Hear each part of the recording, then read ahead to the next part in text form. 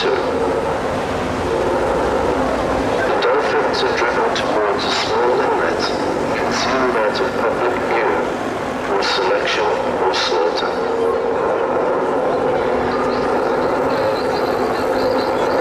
Various trainers get into the water to select the dolphins that will end up in captivity. Once the selection is finished, the fun begins. Dolphins or small whales are killed in the most brutal, inhumane way, taking up to 25 minutes to die. A metal rod is inserted into the dolphin's vertebrae, which eventually paralyzes the animal. The fishermen then push a wooden plug into the hole to stop the flow of blood into the water.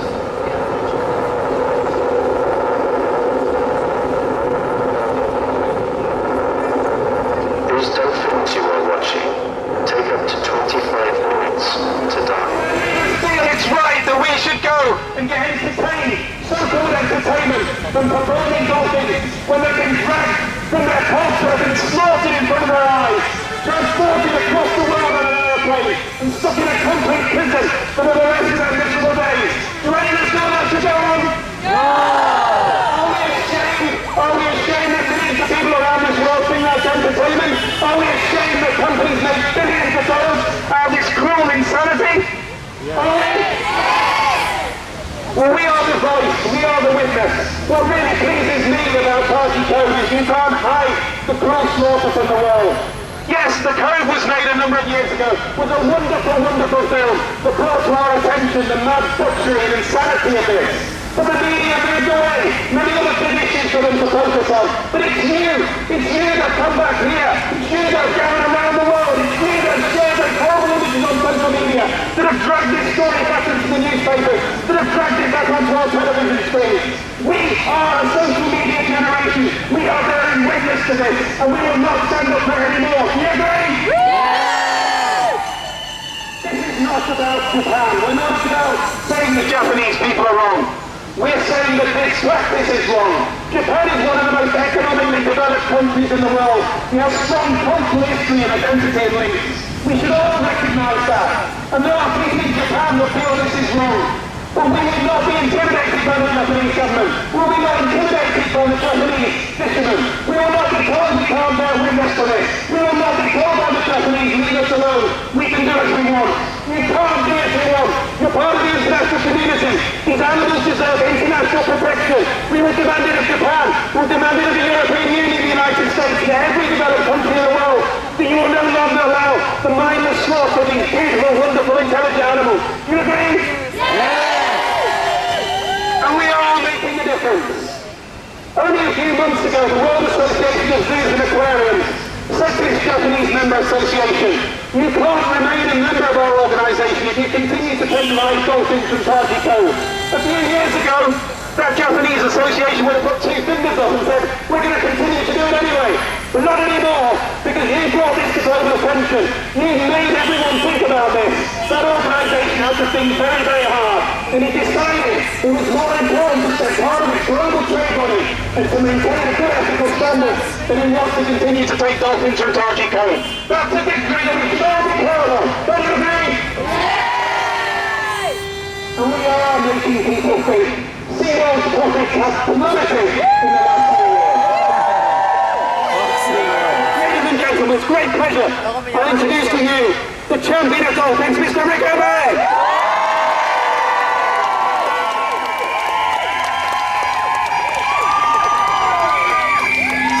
Well, thank you so much for coming, and I do believe that London holds the key to stopping this dolphin slaughter.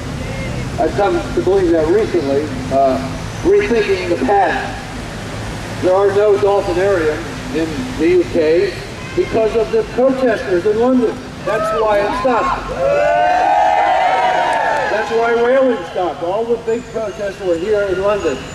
So what's happening here today could not, for example, happen in America. You could not get that close to the Japanese embassy. We only have one in Washington, D.C. You can't do this in America. You can't do this anywhere in the world except London. Someday, soon, I think, we're going to see thousands of people standing here. And that's what's going to bring it down. So just keep doing what you're doing. You're on the right track. This will work. And an example of that is you don't see the Japanese flag there today, do you? This is the first time they took it down. That's a measure of our success. I'd like to turn the microphone over to Ali Blackmore, who just came back from Taiji and represented all of you riding his bicycle more than 3,000 kilometers. An unbelievable feat.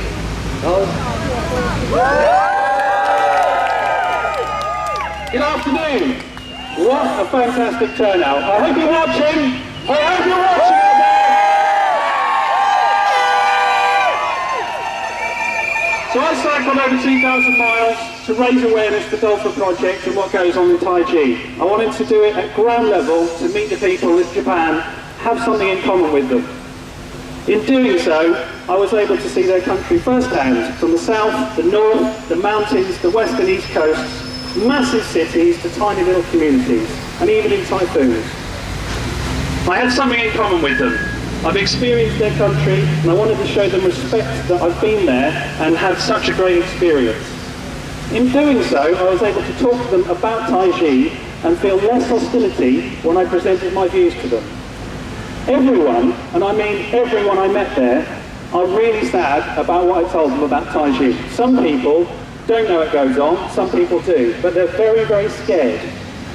People in the UK ask, why don't they care in Japan? Why don't they do more to stop it? Activists and people in Japan ask me why the people in the UK have so many activists here. We are free to protest here in the UK. In Japan, you can be arrested for doing this. Activists in Japan don't have the same freedoms we do. I know many who have been persecuted, threatened, harassed, had their identities posted on terrorist websites. They've been ostracised from their communities. It's very, very hard for them. The hunts in Taiji are an absolute disgrace. They masquerade the abusive sale of dolphins as a tradition. There is no place in this world for animal cruelty. There is no place in this world for captivity. And there is no place for a tradition that supports both of those things.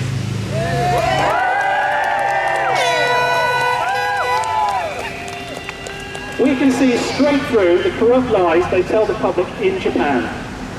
They claim it is a tradition. It should be left in the Dark Ages. Slavery used to be a tradition. It has no place in a modern free world, nor does captivity and dolphin slaughter. Stop making excuses.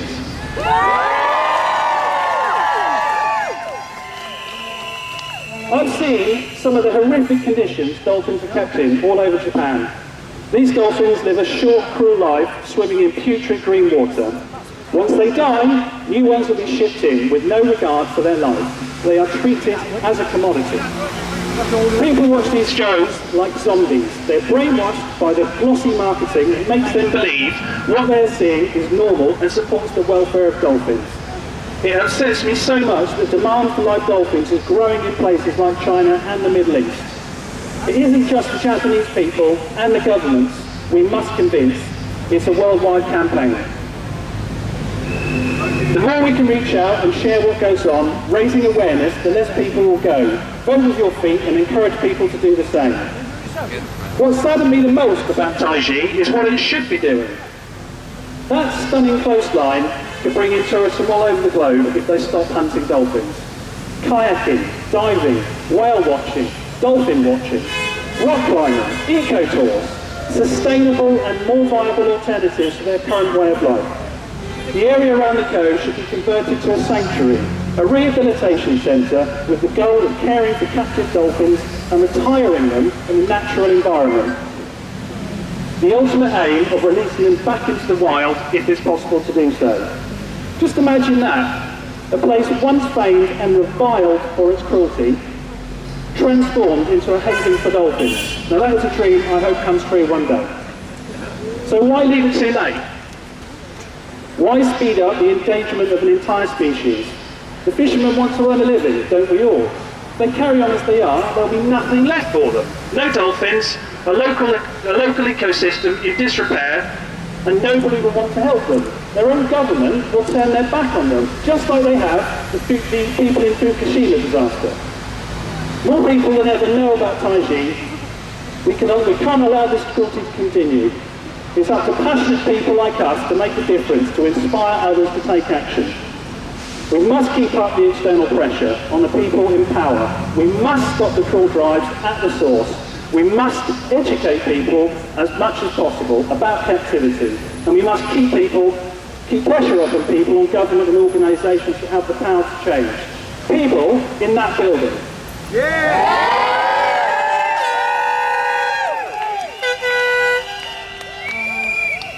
People have travelled here from all over the world today. It's just a stunning turnout. I just want to say thank you for supporting me on the ride. And today, this is about the Japanese government. Enough is enough. We're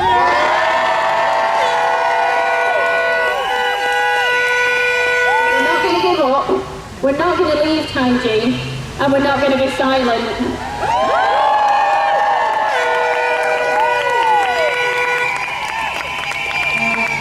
The increased tension that we could see while we were in Taiji at the start of the season this year just proves that what everyone's doing is working.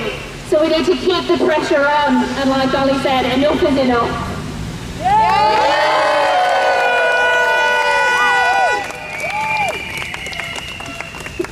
We have to keep fighting. You've heard from everyone here today that's involved, and there's all the more that you can do. If you can just find a friend, not too difficult, I'm sure you've got plenty of them, and just win them over to what we're doing. Just tell them, because I still find people tell me that they should go to SeaWorld or they enjoy it as a holiday. You tell them the nasty, horrible reality of what goes on in Taiji Cove. You tell them that if they're looking at a dolphin and it's entertaining them, that its family could have been slaughtered in front of its eyes. That's when you will change people's attitudes. That's when you will change people's views. This is a powerful social media-led movement that is changing the way that not just that we look at dolphins. You know, I've been on television this morning talking about the mindless slaughter of elephants in Zimbabwe. I was on radio earlier in the week talking about the fact we weren't prosecuting our friend Mr. Walter Palmer for killing Cecil the lion.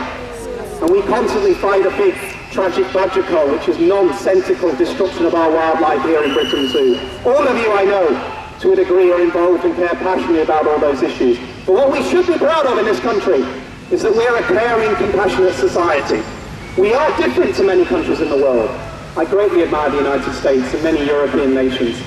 But there's something special about British people. That's why the RSPCA started here. That's why the World Wildlife Fund started here. That's why people like Virginia McKenna started Born Free Foundation here. That's why the Badger Trust exists here to protect one species. We stand up, we come together, we will be counted.